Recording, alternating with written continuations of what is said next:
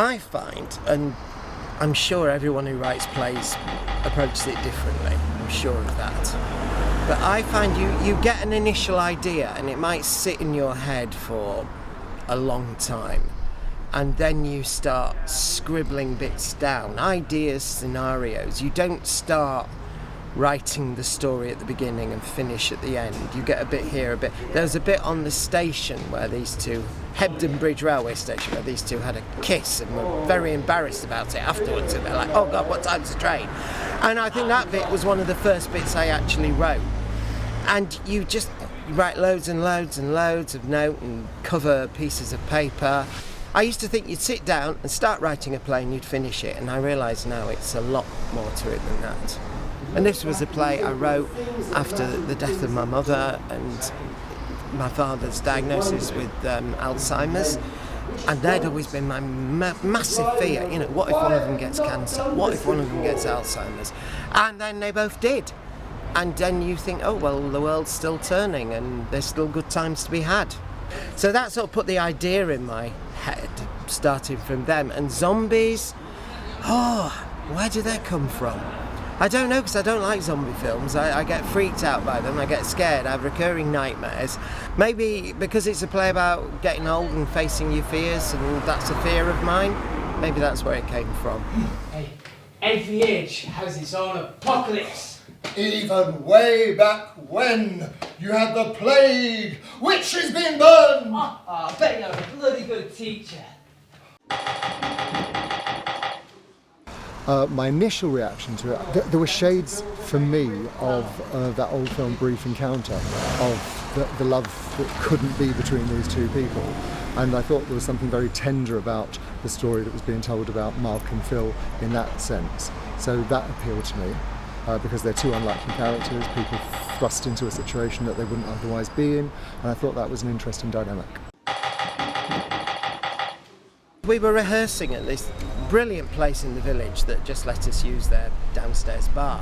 I don't think there's any other feeling that comes close, because it's something you've carried around in your head for so long and then you see it come to life. I was saying to somebody the other day that I go to the script, I read the script, I keep reading the script, I keep rereading the script, and things occur as I read it. Obviously there are things that I need to know about. Fortunately I have climbed before, so I didn't have to do any research into that. Open your eyes. Open those eyes. Open them. That's good. Now, keep them fixed on our rather shabby looking wall over there, just above the picture of the Little Mermaid. It became apparent to me on the first reading that it wouldn't be necessary for me to read lots of zombie films or see lots of zombie films, because it's not about that. The whole zombie apocalypse is a metaphor for the difficulties that we experience in life and how we overcome those difficulties and how we move forward from those, the decisions we make in our lives. You know, some dick once said to me, "It's not who you are, it's what you do I can't get my head round." And I said, "What's that argument has done? Because that's about it." Can I ask you another question? What if I said both? Oh, sorry. Oh, go on. Well, it's just, I've always been a bit curious. What is it you do when you do it? I mean, did it with anyone? Did you not see on your Homo channel? Yeah, you said that wasn't real. It's not like it is with a man and a woman. With a man and a woman you get climbing boot, rock face, a natural match. With two men you get climbing boot, climbing boot.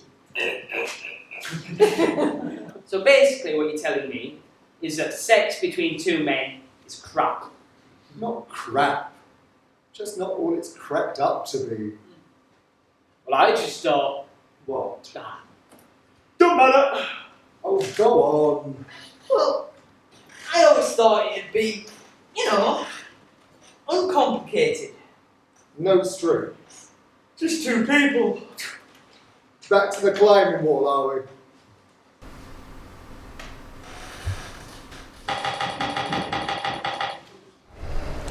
It's gone really well, and by really well I meant that all the bits came together, they all went right, all the technicals worked, the actors really hit it out of the court, and the audience seemed to like it, and nobody ran out screaming, so Yeah, I'd say it went really well.